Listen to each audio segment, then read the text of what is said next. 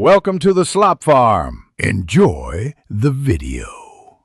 You start by verifying your plan supports tethering and that you have 4G or 5G signal strength.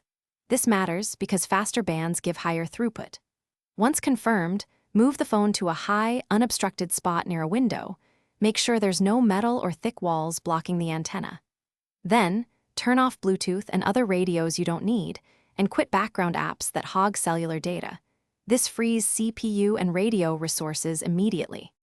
Next, switch your hotspot frequency to 5 GHz when both phone and client support it, because 5 GHz often gives lower interference and higher throughput than 4 GHz.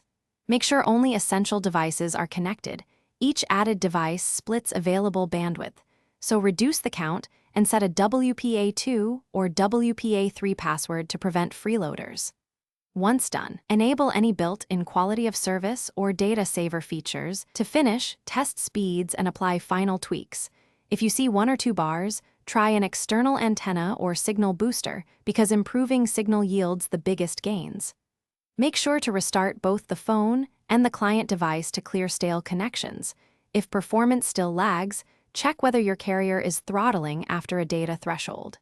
If nothing helps, swap the SIM into a different 5G-capable phone to determine whether the issue is your device or the network. This isolates hardware faults quickly.